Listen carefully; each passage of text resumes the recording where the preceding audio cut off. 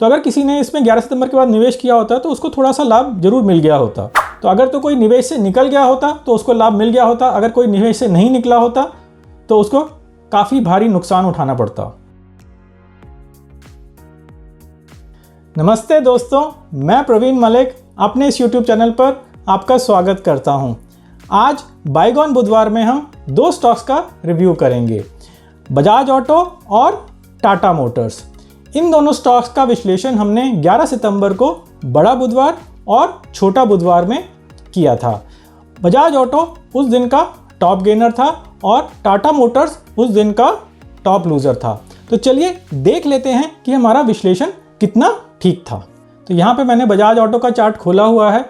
तो बजाज ऑटो ने पिछले कुछ दिनों में काफ़ी बड़ी गिरावट देखी है, तो इससे ट्रेडर्स काफ़ी परेशान होंगे।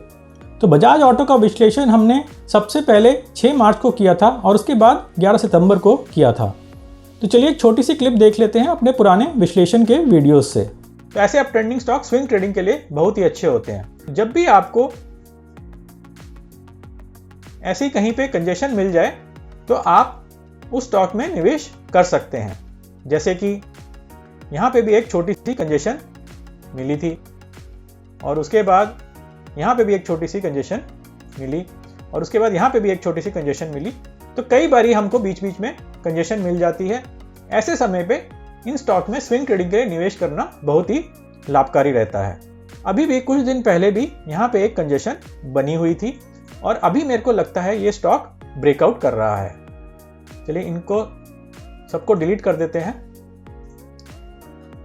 और सिर्फ ऊपर वाली मूव को ही देखते हैं। तो आगे आने वाले समय में हो सकता है बजाज ऑटो एक अच्छी बढ़त दे दे।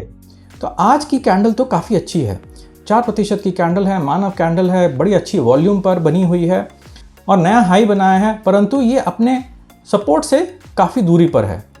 तो इसमें इस समय तो स्विंग ट्रेडिंग करना उचित नहीं रहेगा क्योंकि इसमें रिस्क रिवॉर्ड काफ़ी ख़राब है।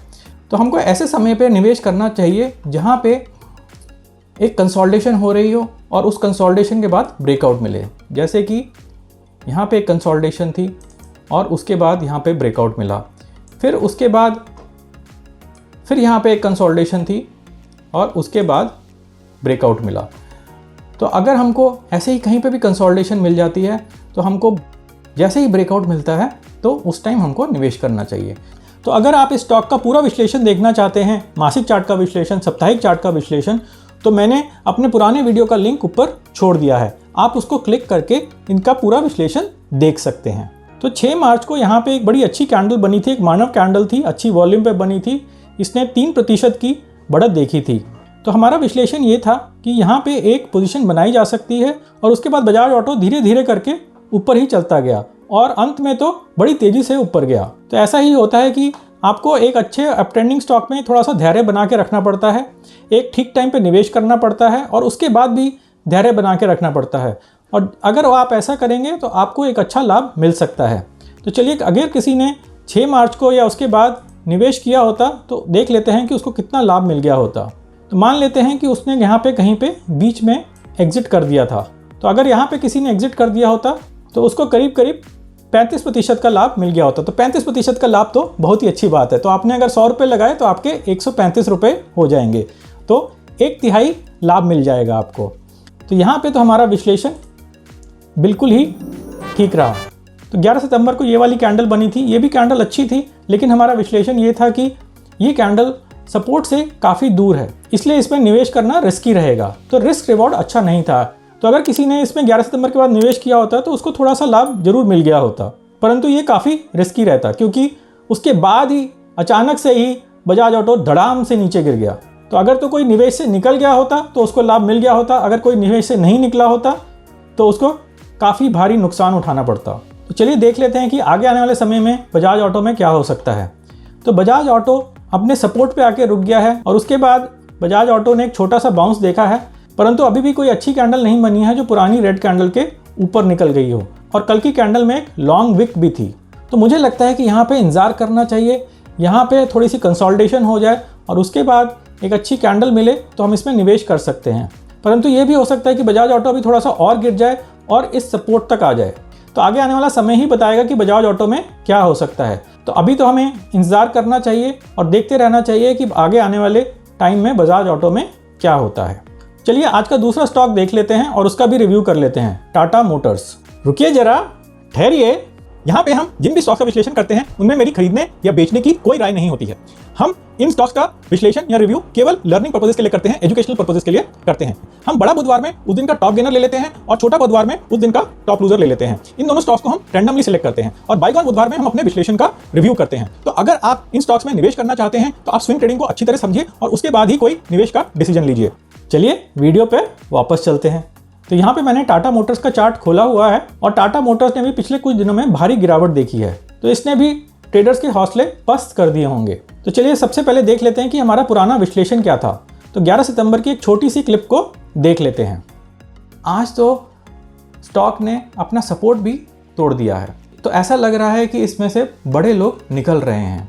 तो अगर इसमें देखा जाए तो एक शॉर्ट पोजीशन बनाई जा सकती है, परंतु शॉर्ट पोजीशन बनाने के लिए मैं कभी बोलता नहीं हूं, क्योंकि शॉर्ट पोजीशन बनाने के लिए आपको इंट्राडे कैंडल्स पे काम करना पड़ेगा। 15 मिनट की कैंडल देखनी पड़ेगी, 1 घंटे की कैंडल देखनी पड़ेगी। तो मुझे लगता है कि आगे आने वाले समय में ये एक सपोर्ट है और उसके बाद यहाँ पे एक सपोर्ट है। तो मुझे लगता है कि आगे आने वाले समय में भाव नीचे वाले सपोर्ट की तरफ जाएगा।